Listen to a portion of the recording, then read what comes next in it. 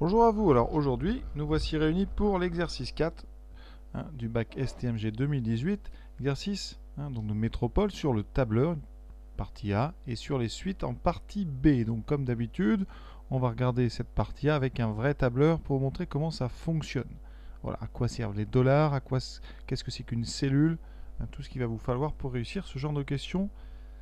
Donc on est parti, alors vous avez un tableau, ici avec plein de colonnes.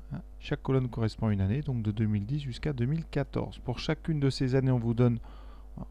Bon, c'est une feuille de calcul.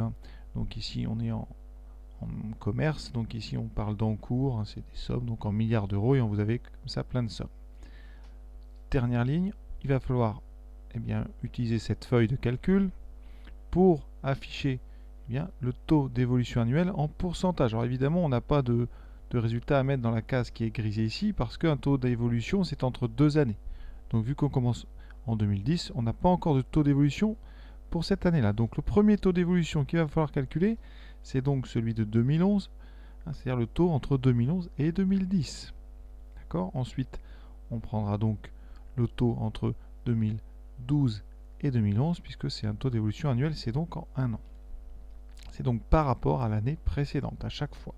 Donc il va falloir trouver une formule qui va, et je vous montrerai comment on fait sur un tableur, en étirant cette formule, permettre de remplir une seule fois la formule en case C3 et de l'étirer, ce qu'on appelle étirer, jusqu'à la case F. Donc on regarde tout de suite un tableur, ce sera beaucoup plus simple. Voici donc mon tableur. Je reproduis à peu près le même tableau en texte, avec 2010, 2011, 2012, 2013, 2014. Donc je dois ici, vous voyez cette case que je viens ici de... Je dois rentrer une formule ici. Alors, je vais la mettre en couleur, juste que vous la voyez bien. Vous la voyez, cette case en jaune. On doit trouver une formule ici qui permet de calculer le taux d'évolution annuel moyen entre 2011 et 2010. Pour ça, je vais donc faire le calcul avant sur ma feuille. Qu'est-ce qu'on doit faire comme formule? Donc, pour calculer un taux de 2010 à 2011. Donc, on a une formule, je vous rappelle, avec les valeurs finales et valeurs initiales. Donc, le taux, ça sera donc valeur finale moins valeur initiale divisé par la valeur initiale. D'accord ? On va regarder dans notre tableur à quoi correspondent chacune de ces valeurs. Alors la valeur finale, c'est 115,3. Elle est stockée dans la case C2. Donc je vais écrire en haut, la formule va donc commencer par C2, c'est-à-dire la valeur qui est en C2, moins la case, c'est-à-dire la cellule. Quand je parle de case, ça s'appelle des cellules. La cellule qui contient la valeur initiale, c'est-à-dire 68,3, s'appelle la cellule B, parce qu'on est en colonne B, 2 parce qu'on est en ligne 2. Donc ça fait C2 moins B2. D'accord ? Et on doit en faire ensuite diviser. Donc diviser. Alors diviser dans un tableur, on ne met pas la barre de diviser, on met ici. Vous avez déjà vu ça. Ici le slash. Et donc on met divisé par donc B2. C'est là où est stockée la valeur initiale. On vient de le dire. Quand on fait une formule sur un tableur, on doit mettre un égal. Donc voilà ce qu'on va rentrer. Tapons à cette formule. Donc égal. Toujours une formule en tableur, on met un égal. Les parenthèses. On clique dans la cellule C2. Vous voyez, C2 s'affiche. Ensuite, je mets moins. Je clique dans la cellule B2. B2 s'affiche. Voilà. On doit diviser, donc la fameuse division, par B2. Voilà. On valide. Un calcul a été effectué. 69%. D'accord ? On pourrait vérifier. 115,3 moins 68,3 divisé par 68,3. Est-ce que ça fait 69%? Oui, on va le vérifier après, mais c'est pas la question. Maintenant, étirer. Vous voyez ici, il y a un petit, en bas de la case, il y a un petit carré noir un petit peu plus foncé. Quand on clique dessus, quand on reste appuyé donc sur ce petit carré noir ici, clic gauche, reste appuyé, à un moment, les cases d'à côté se colorent et quand je lâche, des calculs ont été faits. Qu'est-ce qui s'est passé quand j'ai étiré? Ici, ma formule, c'est C2 moins B2. Quand j'ai étiré, la formule s'est transformée en D2 moins C2. Donc, cette formule, qu'est-ce qu'elle fait? Qu'est-ce que ça fait quand on étire? Vous voyez, ça a décalé chaque colonne à chaque fois. Donc, au lieu d'avoir C2, ça a été décalé en D2. B2 s'est décalé en C2 et B2 en C2. Donc, ici, est-ce que c'est ce qu'on voulait faire? Effectivement, on veut calculer le taux annuel entre, ici dans la colonne D2, D3, entre 2012 et 2011. Donc pour faire 2012 moins 2011, il faut faire effectivement Donc ici, donc 2012-2011, je prends la valeur finale, c'est 149, donc elle est en D2, moins la valeur initiale qui maintenant est en C2, divisé par C2. Et c'est effectivement, vous voyez, ce que contient la cellule D3. Et si je vais dans la cellule E3, eh bien j'ai maintenant E2 moins D2 sur D2. Tout a été décalé d'une colonne et c'est exactement ce qu'on voulait. Calculer le taux d'évolution annuelle, ça veut dire qu'à chaque fois, eh bien, au début on était de 2010 à 2011, après ça sera de 2011 à 2012, ensuite de 2012 à 2013, etc. Donc c'est la formule, alors on regarde, c'est la formule C, vous voyez. C'est là, on va regarder les autres. Pourquoi la première est fausse? On a écrit C2 moins B2 sur C2. Ça veut dire que là, ce sont des élèves qui ont rédivisé par la valeur finale. Ce n'est pas la formule. La formule, je l'ai laissée écrite en bas. C'est valeur finale moins valeur initiale divisé par valeur initiale. Dernière case, on a B2 moins C2. Ça, il y a une inversion. Ça, c'est des élèves qui font valeur initiale moins valeur finale. Donc ça aussi, c'est tout à fait faux. Et vous avez une formule ici avec des dollars. Alors les dollars, ça sert à bloquer en fait la colonne et ici la ligne quand on va étirer les formules. Donc ici en mettant des dollars, quand vous allez étirer, eh bien je vais vous le montrer parce que c'est toujours bien à voir. Si je mets un dollar ici devant B, dollar, le symbole dollar, regardez ce qui se passe. Donc je valide, voilà. Jusque là on voit toujours 69%. Et si j'étire, vous allez voir, ça va changer. Et si on regarde dans, on n'a plus les mêmes nombres, vous voyez. Et si j'ai mis un dollar, qu'est-ce qui s'est passé? Eh bien, quand j'ai étiré la formule, eh bien, effectivement, vous voyez, C2 s'est transformé en D2. Par contre, B2 est toujours resté B2. Donc, si vous fixez la colonne B, eh bien, vous calculez toujours le taux d'évolution par rapport à l'année 2010 et non pas le taux d'évolution annuel. Donc, il ne fallait pas mettre des dollars. Donc, il ne fallait pas fixer ici la colonne ou les lignes. Donc, la seule formule qui va marcher, c'est donc la troisième.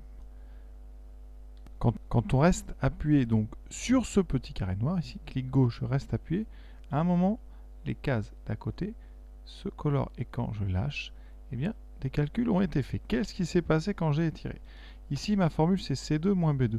Quand j'ai étiré, la formule s'est transformée en D2 moins C2. Donc, cette formule, qu'est-ce qu'elle fait? Qu'est-ce que ça fait quand on étire? Eh bien, vous voyez, ça a décalé chaque colonne à chaque fois. Donc, au lieu d'avoir C2, ça a été décalé en D2. B2 s'est décalé en C2 et B2 en C2. Donc, ici, est-ce que c'est ce qu'on voulait faire? Effectivement, on veut calculer le taux annuel entre, ici dans la colonne D2, D3, entre 2012 et 2011. Donc, pour faire 2012 moins 2011, eh bien, il faut faire effectivement, donc ici, donc 2012-2011, je prends la valeur finale, c'est 149, donc elle est en D2, moins la valeur initiale qui maintenant est en C2, divisé par C2. Et c'est effectivement, vous voyez, ce que contient la cellule D3. Et si je vais dans la cellule E3, eh bien j'ai maintenant E2 moins D2 sur D2. Tout a été décalé d'une colonne et c'est exactement ce qu'on voulait. Calculer le taux d'évolution annuelle, ça veut dire qu'à chaque fois, eh bien, au début on était de 2010 à 2011, après ça sera de 2011 à 2012, ensuite de 2012 à 2013, etc. Donc c'est la formule, alors on regarde, c'est la formule C, vous voyez. C'est là, on va regarder les autres. Pourquoi la première est fausse? On a écrit C2 moins B2 sur C2. Ça veut dire que là, ce sont des élèves qui ont rédivisé par la valeur finale. Ce n'est pas la formule. La formule, je l'ai laissée écrite en bas. C'est valeur finale moins valeur initiale divisé par valeur initiale. Dernière case, on a B2 moins C2. Ça, il y a une inversion. Ça, c'est des élèves qui font valeur initiale moins valeur finale. Donc ça aussi, c'est tout à fait faux. Et vous avez une formule ici avec des dollars. Alors les dollars, ça sert à bloquer en fait la colonne et ici la ligne quand on va étirer les formules. Donc ici en mettant des dollars, quand vous allez étirer, eh bien je vais vous le montrer parce que c'est toujours bien à voir. Si je mets un dollar ici devant B, dollar, le symbole dollar, regardez ce qui se passe. Donc je valide, voilà. Jusque là on voit toujours 69%. Et si j'étire, vous allez voir, ça va changer. Et si on regarde dans, on n'a plus les mêmes nombres, vous voyez. Et si j'ai mis un dollar, qu'est-ce qui s'est passé? Eh bien, quand j'ai étiré la formule, eh bien, effectivement, vous voyez, C2 s'est transformé en D2. Par contre, B2 est toujours resté B2. Donc, si vous fixez la colonne B, eh bien, vous calculez toujours le taux d'évolution par rapport à l'année 2010 et non pas le taux d'évolution annuel. Donc, il ne fallait pas mettre des dollars. Donc il ne fallait pas fixer ici la colonne ou les lignes. Donc effectivement la seule formule qui va marcher, c'est donc la troisième. Alors je vais remettre la bonne formule pour avoir la valeur ici dernière, comme ça on l'aura. Donc j'enlève juste ce dollar comme ça. Quand je vais étirer la formule, la colonne B va changer aussi.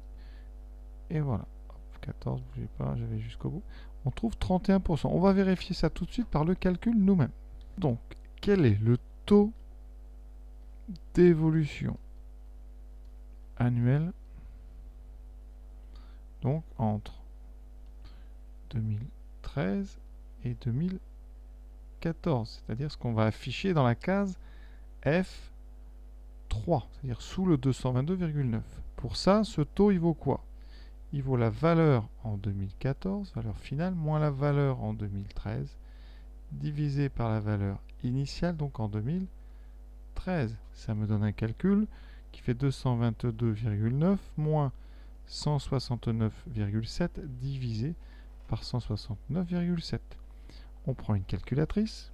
On trouve donc à la calculatrice, alors je tape 222,9 moins 169,7, ça donne 53,2 que je divise par 169,7 et on trouve 0,3135, donc en arrondissant au pourcentage près, on trouve effectivement 31%. Alors pourquoi? Parce qu'on nous a dit au début, je vais vous rappeler quand même le texte, d'accord, et regardez-le, on dit que les plages, la plage de cellules C3F3 est au format pourcentage arrondi à l'unité, donc ici on doit arrondir au pourcentage, donc ici 0,31, ça donne 31%, et on précise bien, si vous voulez, arrondi à l'unité de pourcentage. D'accord, l'unité de pourcentage, vous ne pouvez pas répondre 31,3, vous devez répondre un nombre entier devant le symbole pourcent, donc 31. Et effectivement, c'est ce qu'on avait trouvé avec le tableur, je vous rappelle. Donc, on est sur la bonne voie. Alors, vous n'aurez pas un tableur le jour de l'épreuve, donc il faudra vous faire confiance. Voilà. On passe maintenant à la partie donc B sur les suites. Dans cette partie B, qu'est-ce qu'on a? Donc, on suppose que la valeur des encours augmente tous les ans, donc de 30%, ça va être très important. Donc, augmentation de 30% annuelle à partir de 2014. UN, c'est donc en 2014 plus N. D'accord? Donc, on a U0, je vais noter ça à droite pour l'instant. U0, c'est donc 222,9, c'est ce qu'on avait dans le tableau. Et ça correspond donc à 2014. Je vais mettre les années. Donc, U1, ça sera 2015, U2, ça sera 2016, etc. Et qu'est-ce qu'on a? On a plus 30% par an. Donc, c'est une augmentation en pourcentage. Première question, là vraiment on est dans le cadre du cours, justifier que la suite UN est une suite géométrique, dont on précisera la raison. Qu'est-ce qu'on doit dire? Alors ici, eh bien c'est simple. On augmente chaque année de 30%. Or, c'est ça qu'il va falloir dire. On sait que augmenter une quantité de 30%, eh bien vous savez dans le cours que ça revient à la multiplier. Revient donc à la multiplier par quoi? Alors rappelez-vous de la formule. À la multiplier par 1 plus 30 sur 100, soit le nombre 1,3. D'accord? Donc, pour passer d'un terme, alors là je suis peut-être trop, mais moi je préfère en dire beaucoup, on est sur une vidéo pour vous expliquer. Pour passer d'un terme de la suite au suivant, on multiplie toujours par le même nombre.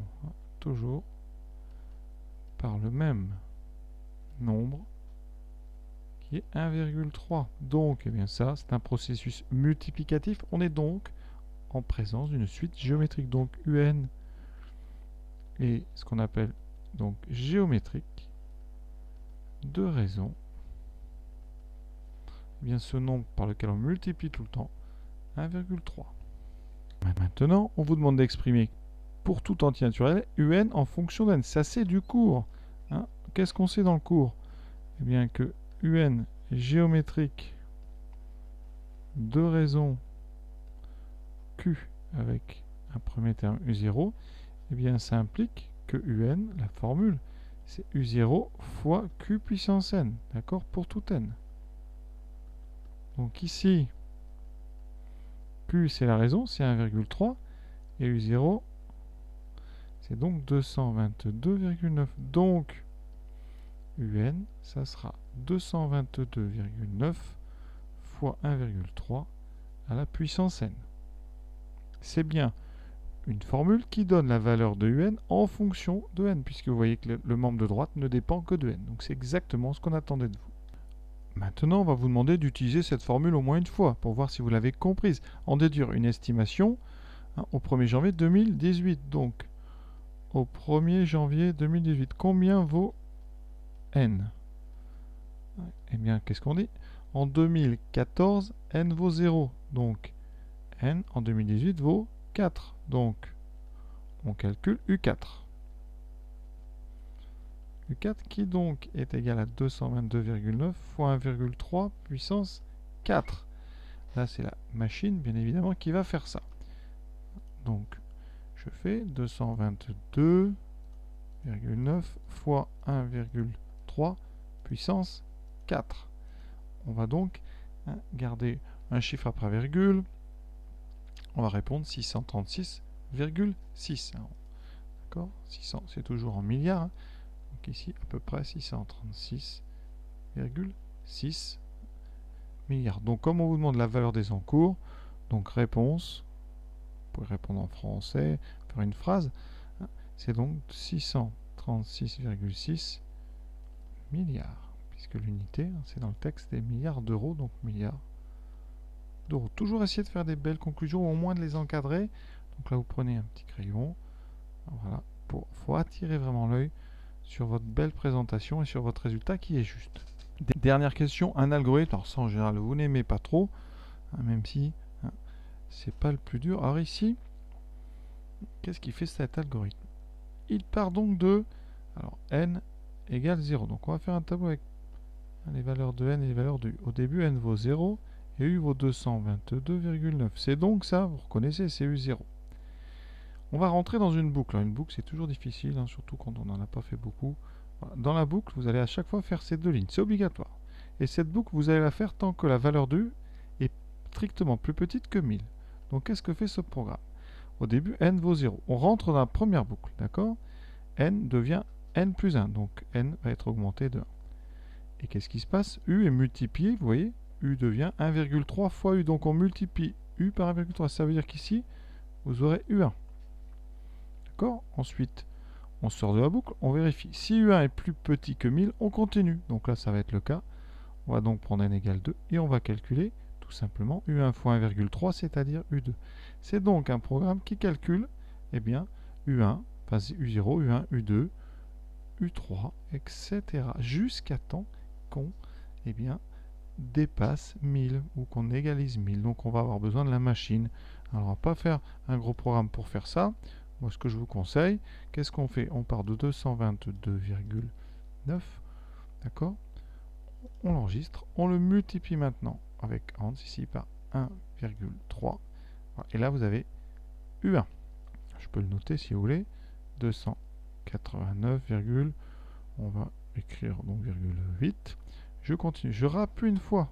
Maintenant, j'ai U2. Vous voyez, je suis toujours inférieur à 1000, je continue, donc là je vais rentrer dans une troisième boucle, je continue, 489,7, quatrième boucle, 636, il faut continuer jusqu'à ce qu'on dépasse 1000, donc ça c'est cinquième, vous voyez ça va finalement plus vite qu'on pourrait croire, 827,6, sixième, on a déjà dépassé, donc quand vous faites le 6, le programme calcule donc 1075,9 et là vous ne rentrez plus dans la boucle.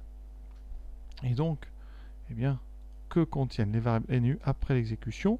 Donc ici on voit bien que n est égal à 6 et que U est égal à 1075, on va garder un chiffre après virgule 9.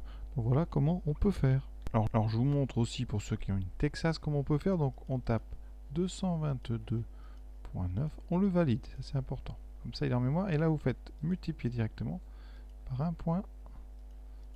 Je valide. Ça c'est donc U1. On multiplie. Donc ici, alors j'ai pas multiplié, pardon, vous allez rappuyer donc sur entrée. Voilà. Et donc vous avez U2, U3, U4, U5 et U6. Donc on voit bien que c'est en U6, vous voyez qu'on ne dépasse pas la première fois 1000. Et donc, c'est bien ici pour n égale 6 que la valeur U vaut donc 1075,9. Donc ça c'est bon. Alors la conclusion, interpréter ces valeurs dans le contexte. Alors le contexte c'est donc des valeurs d'encours d'investissement. Donc ici, qu'est-ce qu'on a? Eh bien on a déterminé le premier terme de la suite qui va être supérieur ou égal à 1000. Donc ici, donc qu'est-ce que c'est?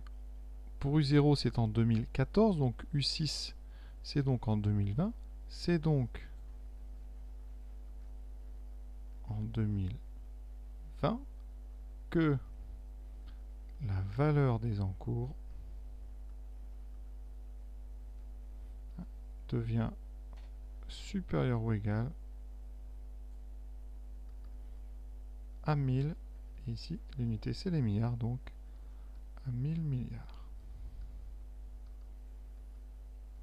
1 milliard d'euros, ça c'est l'unité qui était dans le texte, on la voit encore ici, vous voyez, milliards d'euros. Donc voilà, c'est ce qu'on appelle interpréter, il faut reprendre les mots du texte. Donc pour ça, il faut avoir compris l'algorithme, qui est loin d'être évident pour tous. Donc c'est pas la question la plus simple de ce bac 2018, bien évidemment. Voilà, j'espère que vous avez bien compris tout ce que j'ai dit. Alors, mais rappelez-vous, c'est vraiment la partie délicate, les suites. Le tableur, bon ça c'est facile, mais il faut en avoir fait, ce qui n'est pas toujours le cas. Donc j'espère que vous avez bien regardé ce que j'ai fait, comme ça, si ça retombe, vous arrivez à le refaire. Voilà, à bientôt.